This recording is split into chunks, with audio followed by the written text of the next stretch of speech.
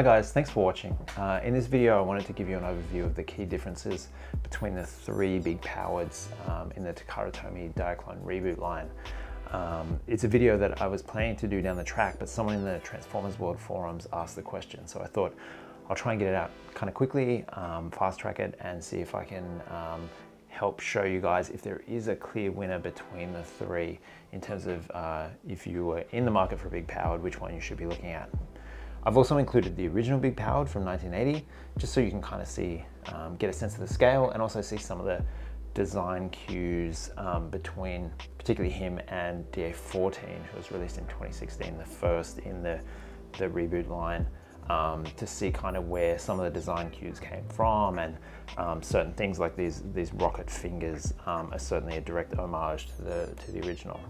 So before we dive into the differences between the three, something that I did want to talk about is the fact that TakaraTomy do have these variants and these repaints. And I think one of the main reasons they do that is because they don't reissue figures. So this guy was released, once he was sold out, that was it. You can't buy him at retail anymore. He hasn't been reissued since 2016. So you do have to look on the secondary market, and those prices can be a little bit scary. I think when it was released, it was around 250, these figures, 250 US, and now they're upwards of about kind of 450, 500. I've seen some of these guys around 600. That's for new in box though. But certainly, so I guess this is a way for TakaraTomy to not re-release the same figure, but reissue something that if you didn't get into an earlier one, you can still enjoy the same mold, but without paying kind of resale prices. Something that, to their credit, that they have done, and I guess the reason for this video, is that they don't always just do a straight repaint. They've made certain changes that we'll talk about in a second, but for instance, the hands on big powered. So I mentioned that this guy kind of had those rocket fingers, just like the original. They're great, they're a great retro feature, but they do limit his posability and the versatility of this guy. So they obviously made the decision, hey, with this guy and this guy, we're going to give him a more traditional kind of hand, and I think it's a big improvement for the figure. So to their credit, you know, they do make changes. They are including more accessories as they go along, and this is very similar to other figures that have been reissued in the line. When they're reissuing, they're not straight repaints, you're getting a little bit more value. So in terms of the key differences, there's probably three main areas. The colorways, the design and the actual kind of sculpts of the robots themselves, and then finally the accessories. So I'll take the easiest one first, which is the colors. So it's really easy to see, you know, all three of these guys are very striking, beautiful colorways, nice bold robots. DA-14 obviously speaks a lot to the original color scheme. A lot of people don't like this guy, but he tends to be my favorite. I just think he has a great, you know, it's commonly called kind of hero colorway. This guy is a really nice, unique color palette within the Diaclone Reboot line. There's no other figures that have this kind of marine gray, this flat orange, this kind of blue-gray type color up front. And then you get this guy who's the kind of really menacing, you know, dark black, striking metallic red up front. It really, in terms of colorways, comes down to, you know, does one of them jump out to you more than others? So a lot of people do prefer this colorway just because it's that kind of dark, you know, kind of mean look. But to be honest, for me, it's maybe a little bit too menacing. My younger kids always confuse this guy as like the bad guy.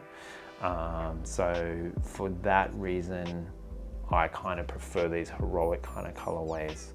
It's not that it's bad, it's just not necessarily my favorite. I think in terms of colorway, it might also come down to, if you have a few other Diaclone Reboot figures, you know, which color scheme are there? So, you know, if you have more of the heroic ones, you might want to pick up this guy to kind of make it more cohesive. This is a really popular color scheme in terms of like the Shadow, Trivers figures, Dire Battle's Red Lightning and stuff like that. So I think this guy's really popular for that reason as well. The next area where they differ is in terms of design and sculpting. So the first thing that's worth mentioning, and I spoke about before, DA-14 has these kind of novel rocket fingers, and they were kind of nixed for a more traditional hand in DA-17 and DA-33. I do like it a lot more. I wish that there was a way to change this guy over. I think this is great for certain uses, certain poses. It's great to have that kind of retro look, but I would love to see this guy with this hand, but it's just not possible, unfortunately. The next design change, as you can see, is the head sculpt on DA-33. So DA-17, DA-14, they both have this, I would say, more iconic Japanese style that for me really fits in with the Diaclone line really well. DA-33, it's not that there's anything wrong with it, it's just that it's kind of a bit more mainstream. You know, it could have come from kind of any Transformers line. It's just a kind of beefy, round, big head kind of thing. He does have a little visor that flips down, which is kind of cool. And then these guys both have the mouth guard, kind of Optimus Prime style, that can be removed, and you can see the full face sculpt with the mouth. I prefer, as I said, Optimus Prime style with it kind of covered up. So we spoke about the hands, we spoke about the head sculpt.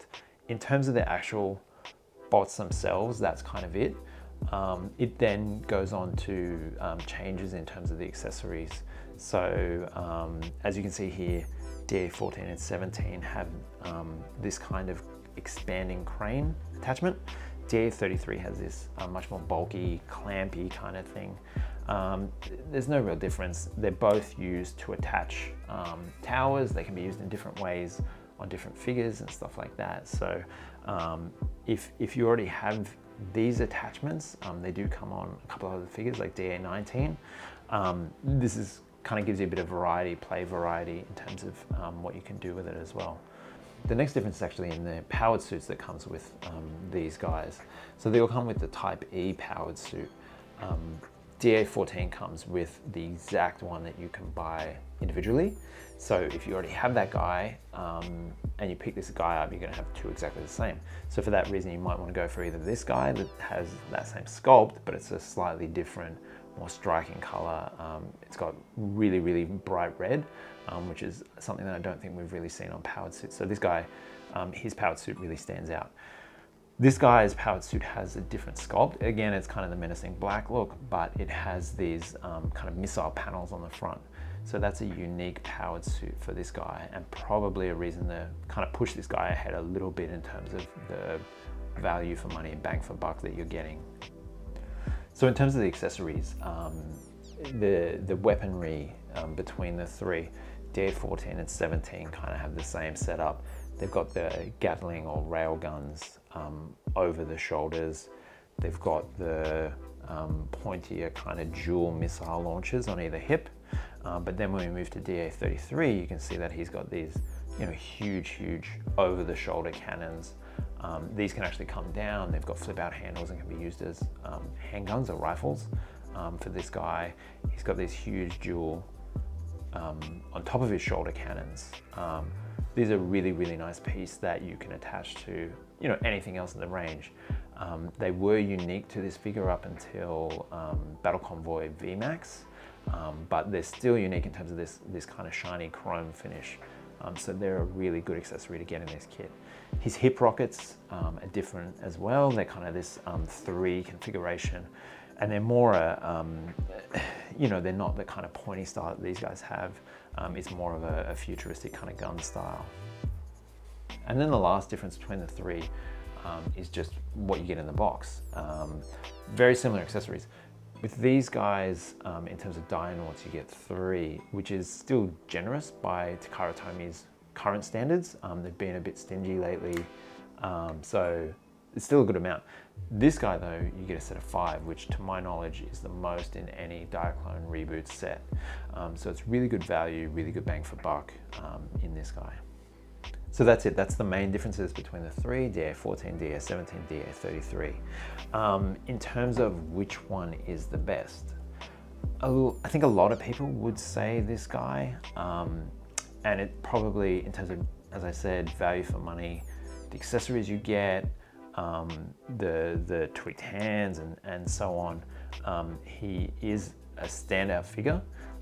is really just the colorway and the head sculpt that's kind of holding me back on saying that this guy is a clear winner. Ultimately, I think it's a subjective choice. If there's one colorway you particularly do like, fantastic. If there's one that you don't like, or two that you don't like, it's going to make the decision a lot easier. I think that probably the easiest way to decide is just going to come down to budget and availability and price point. If you can find one of these guys at like a sub $400 price point, I would jump in, and you're really going to be happy, I'm sure. I don't know whether it's worth paying an extra $100, $150, $200 just to grab one of these guys, unless you really like one of the colorways, unless you really like the head sculpt, unless you really like, you know, the particular accessories and guns that come with this guy. But overall, that's the differences between the figures. If you have any questions about these figures or anything I can help with, please let me know. If there's something that I've missed about these three, please definitely let me know. Otherwise, I look forward to seeing you in the next video.